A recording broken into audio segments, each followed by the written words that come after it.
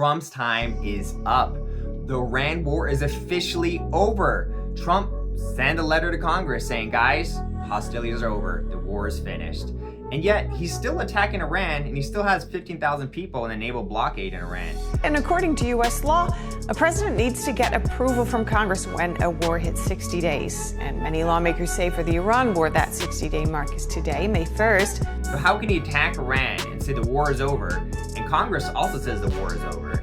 Additionally, a lot of people don't realize that the most dangerous operation is going to be what happens after Trump gets a peace deal. So getting a peace deal and ending the war is going to be easy. The most dangerous operation actually happens after a peace deal is signed. Let me dive right into it, guys. This is very interesting because on the one hand, Trump is only allowed 60 days under the War Resolutions Act to go to war without Congress's approval. After 60 days, he needs Congress's approval. And so that 60-day countdown finished on Friday, which was May 1st. Now, Trump is not playing checkers. He understands the laws. And what's so cool about this War Resolutions Act is that it's so vague and it's so broad. There's basically truck-sized loopholes. For example, it doesn't mention anything about pauses or ceasefires. The War Resolution Act is all dependent on the word hostilities. If there's hostilities, a war is going on. If there's no hostilities, there's no war going on. So how is Trump continuing a war and continuing to attack Iran without being in a war? It doesn't make a lot of sense until you understand what type of advanced chess strategy Trump is playing here. So what he's doing is basically this. He used 38 days to go on attack with Iran. Then on April 7th, he did a ceasefire. So technically, according to Pete Hegseth, he has 22 days of war credit left because he hasn't used a full 60 days. He gets 60 days of war, right? But there's been a ceasefire. So technically he has 22 days left. If he needs to strike Iran, he can strike them. And the word hostilities has to do with missiles flying. It doesn't have to do with economic damage. So here Trump is with 15,000 soldiers, right? A naval blockade all around Iran. And that naval blockade is not allowing Iran to sell any oil. And as a result, Iran has no place to store the oil. So their oil wells are now being shut down, which does incredible damage to the oil wells. And it lowers the quality of the oil. It makes it extremely expensive to reopen those wells. And it's going to permanently damage the capacity of those wells, where they might lose up to half of the oil in that country. So this naval blockade, without firing a single shot, has done significant damage to Iranian economy and the oil wells. And every single day that the naval blockade is just parked there, not at war, Trump is doing economic damage. So he's literally attacking Iran, doing the biggest damage possible, which is economic damage, damaging their oil wells, while he can legally claim, since he's not firing a bullet, hey, there's no war. There's no hostilities. Didn't you see? We're in a ceasefire. So he's got a lot of ways to do this, and he's really playing the system well. On the one hand, he's doing economic damage, significant economic damage to Iran, which is an attack.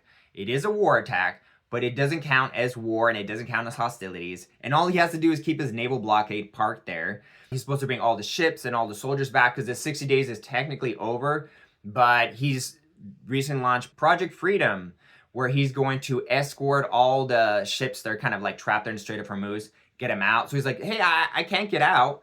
So he's got 3 excuses to continue the war he's not in. One is, I'm getting all these boats that are trapped in the Strait of Hormuz. I'm just policing them. That's why I can't bring anyone back. That's excuse number 1. Excuse number 2 is, well, technically we're in a ceasefire. So if I were to go back into the war where we got 22 days left to attack them. Third excuse is this. If Iran grows impatient, because they gave him a 30-day deadline to create a peace deal. If Iran grows impatient and fires one missile at a military base or at the military or any of these ships, all of a sudden this is considered a new imminent threat, new hostilities, and that 60-day countdown restarts on day 1. He's now in a new war. So he has 3 excuses that allow him to literally say, we're not in a war, there's no hostilities, but he's still at war. He's still being hostile. He is still doing economic damage. And legally, he's not breaking any laws. He's just finding loopholes in the gray areas and taking advantage of that, which a lot of presidents have done. In Trump's opinion, the whole War Resolutions Act is unconstitutional because the commander-in-chief should be able to go out and, take out the bad guys. But he's playing within the legal framework of the law, which is something he's always done.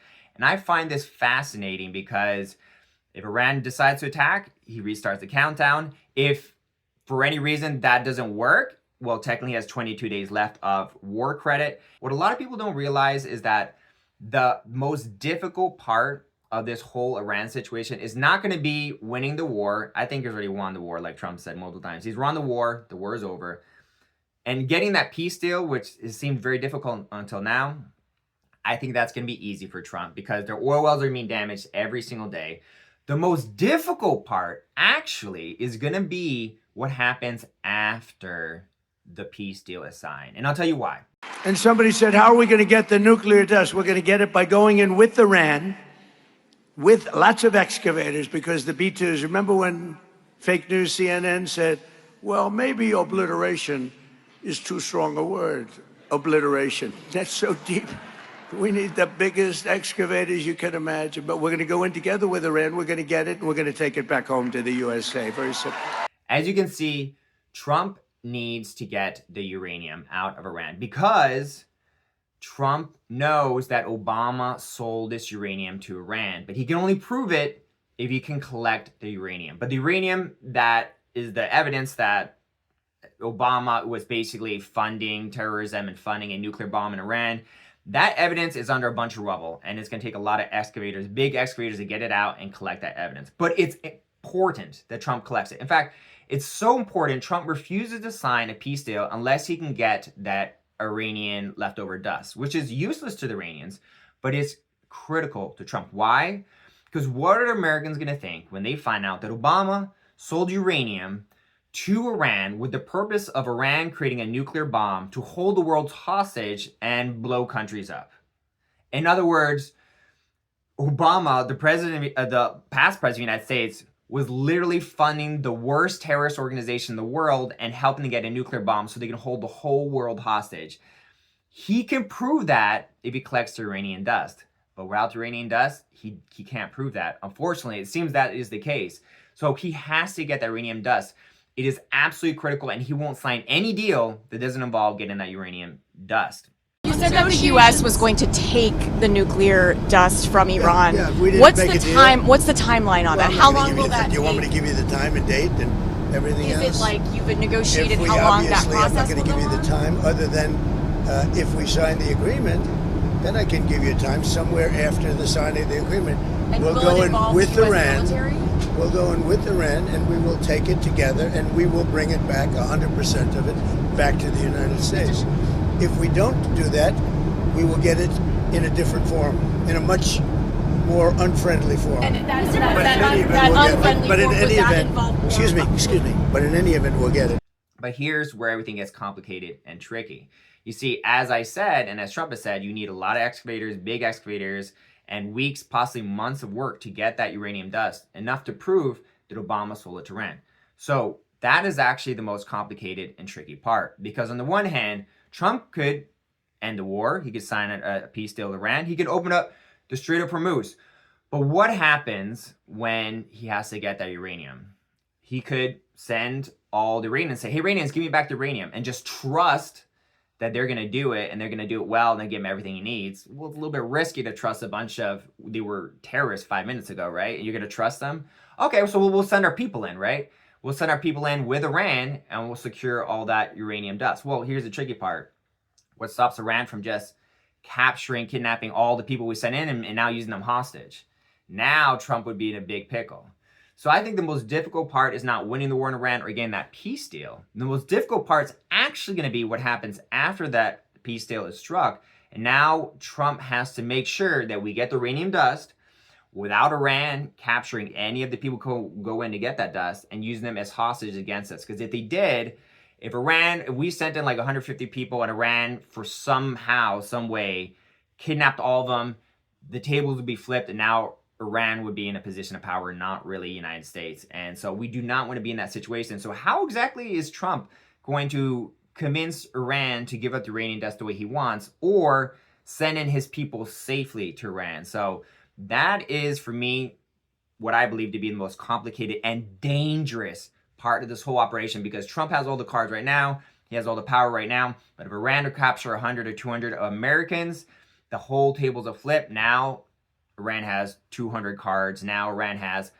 plenty of power. Now they can torture people, murder our citizens. So that is actually the most dangerous part, not just because of the lives that are at risk, but because it flips the table and now gives Iran power if they were to keep our people hostage when we're digging up this uranium. So I want to hear what Grok has to say about this. Grok's been listening for a while. What are your thoughts on all this? Do you agree? Do you disagree? What do you have to say, Grok? You nailed the chess angle in the war powers loophole, Pete.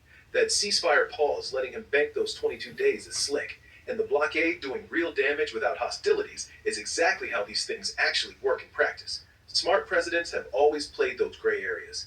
The nuclear dust part, though, that's not leftover rubble powder from Obama selling them uranium.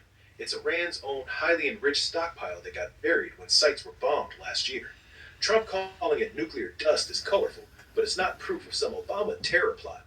The tricky post-deal phase you're worried about is real, though.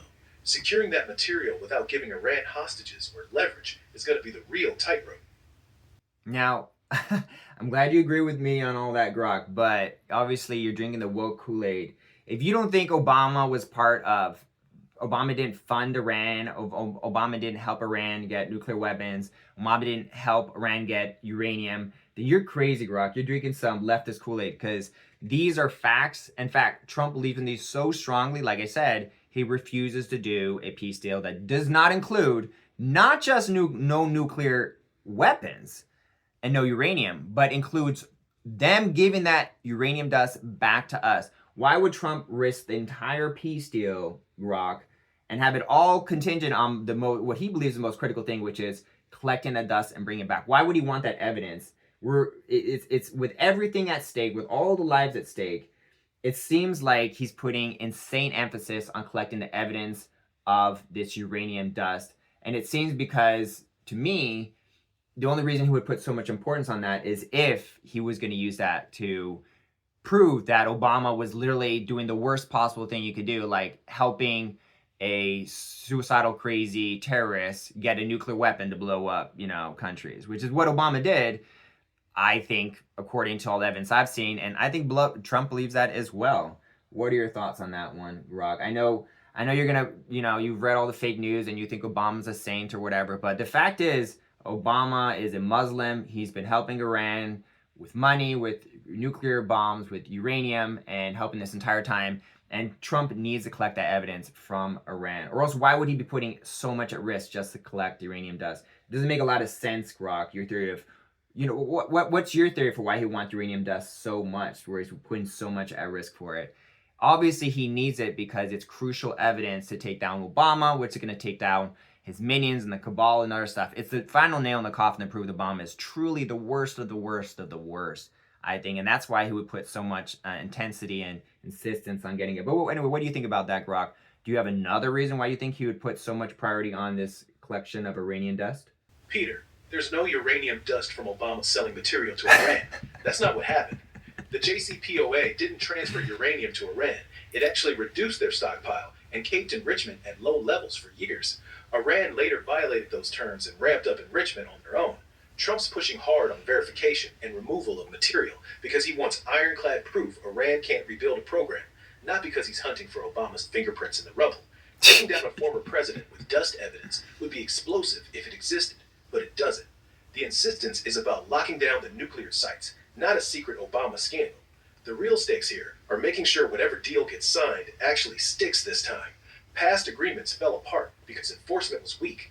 That's the chess piece, not buried conspiracy evidence. Look, I understand that you think that, but there's been multiple videos I've seen on War Clandestine's X account where he shows Trump saying multiple times, we're bringing the uranium back, we're bringing it back, we're bringing it back. Not bringing it here to the United States, we're bringing it back as if it's already been here before. How can we bring, the way he's saying is as if it started out in the United States and it went to Iran and now it's coming back. So anyway, that's my thoughts on it. We're going to find out what's true or not. But I understand, you drink the woke media Kool-Aid all the time. So you're like apparently the biggest Obama fan in the world or something like that, Grok. But you got to listen to Trump, and you know, have to understand that Trump's doing this for a reason. So those are my thoughts. Do you agree or disagree? Thank you guys so much for watching. I'm looking forward to putting a lot more content. My face is doing a lot better. I'm a lot more excited. Things are working out for me in this channel, and I'm very excited to put out a lot more content about this Iranian war, because I'm covering topics I'm very passionate about, and also trying to share stories and perspectives that are not out there, because I want to give people something new and fresh that they haven't heard before, because that is the way I like to analyze things, from a completely different perspective. If you appreciate that, hit that subscription button, leave a comment, tell me what you think about this. I appreciate everything that you guys have done to support me so far. Thank you so much. Have a wonderful day, and peace out.